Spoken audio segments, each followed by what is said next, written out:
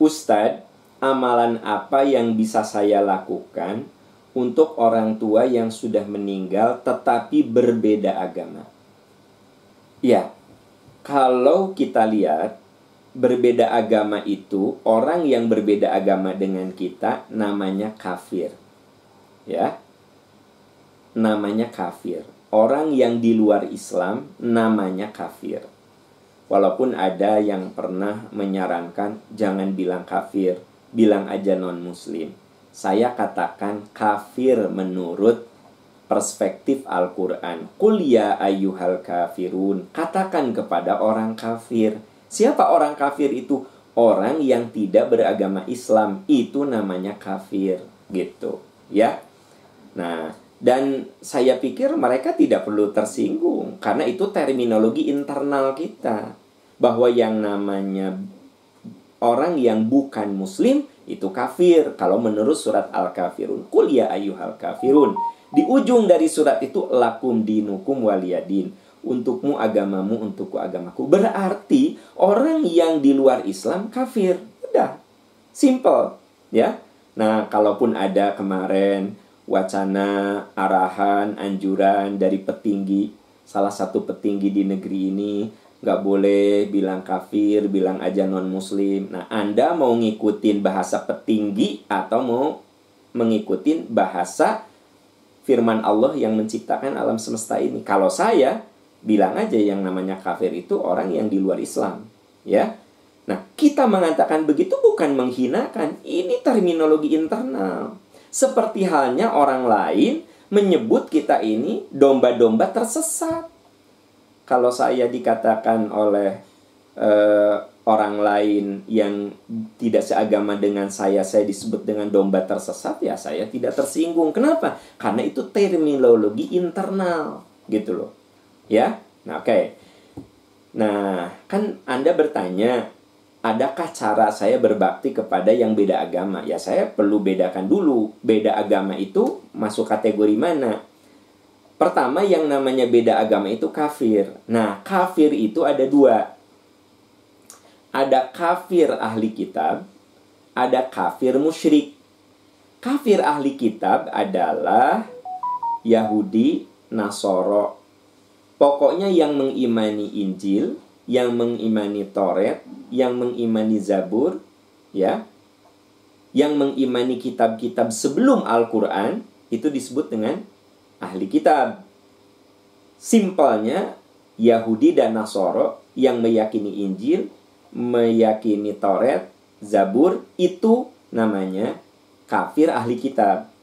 Ya. Nah, di dalam Al-Maidah ayat 5 diungkap bahwa kafir ahli kitab itu berbeda statusnya dengan kafir yang lainnya. Karena ada kafir yang lainnya, yaitu kafir musyrik. Kafir musyrik itu orang yang tidak mengimani Injil, tidak mengimani Taurat, tidak mengimani Quran. Berarti kalau dalam konteks Indonesia, ya, kafir ahli kitab yang beragama Yahudi dan Nasoro. Kafir musyrik yang beragama Hindu, Buddha, Konghucu, dan lain sebagainya. Itu kafir musyrik. Nah, coba Anda lihat, ya, ini untuk meyakinkan saja. Anda lihat At-Taubah, coba, ya, surat ke-9, surat ke-9, ayat 113. Ayat 113. Oke, coba cek, ya. Anda yang di rumah bisa cek, biar benar-benar yakin gitu, ya. Oke, di situ dikatakan, a'udzubillahi minasyaitonirrajim. Maka nalin nabiyyi walladzina amanu ayyastaghfiru lil musyrikina walau kanu uli qurba min ba'di ma tabayyana lahum annahum ashabul jahim.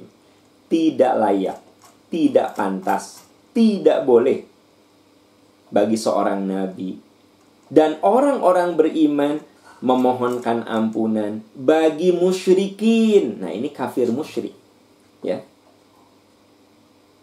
Sahabat-sahabat sekalian, coba Anda lihat di surat Al-Bayyinah lam yakunil ladzina amanu min ahlil kitabi wal musyrikina munfakina hatta ta'tiyahumul bayyinah.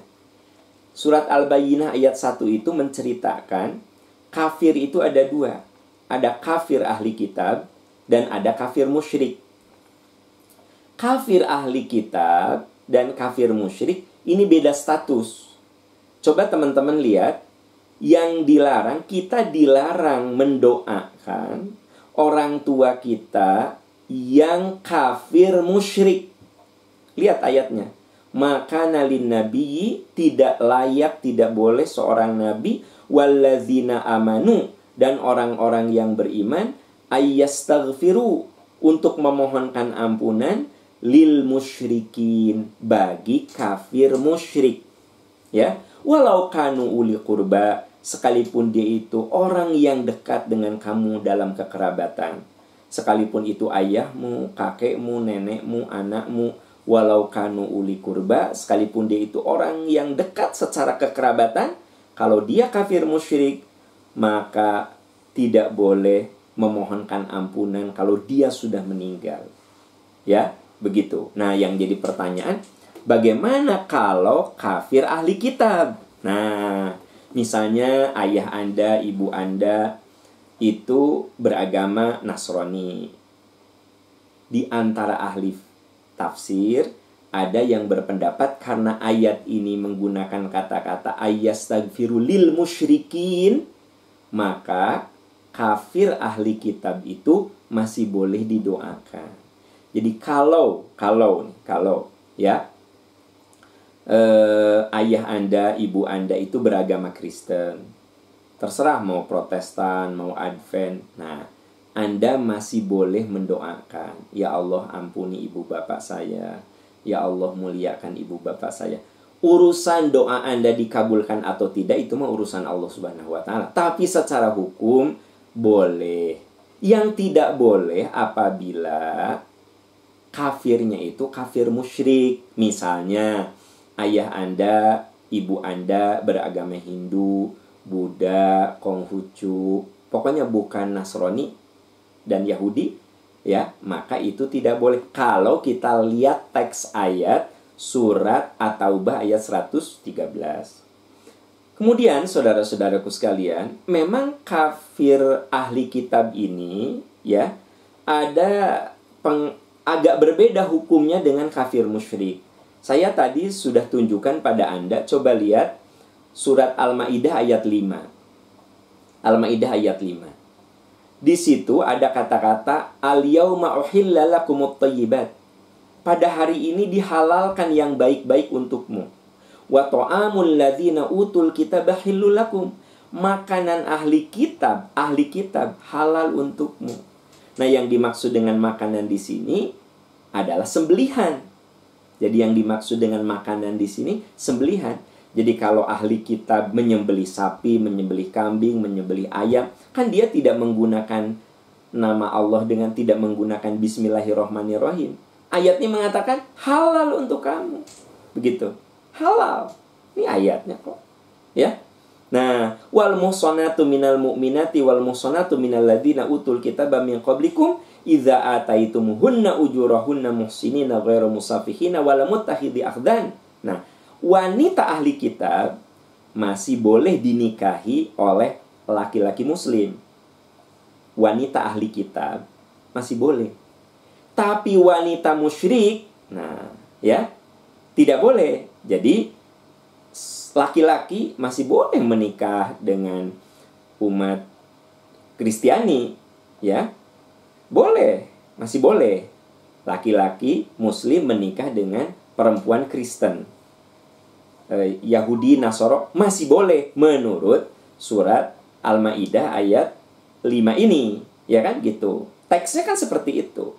Nah, tetapi laki-laki muslim tidak boleh menikah dengan kafir musyrik.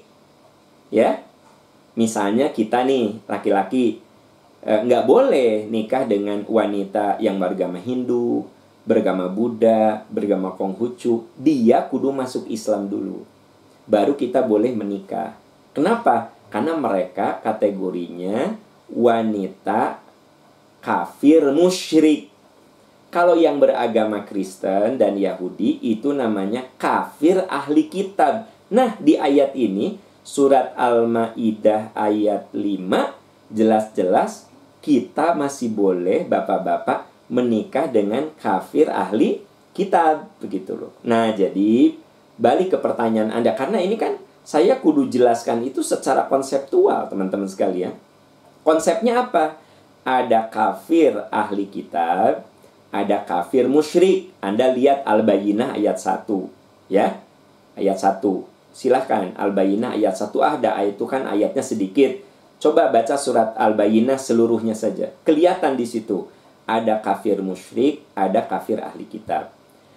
Kita dilarang mendoakan non-muslim yang kategorinya kafir musyrik, merujuk ke surat At-Taubah 113.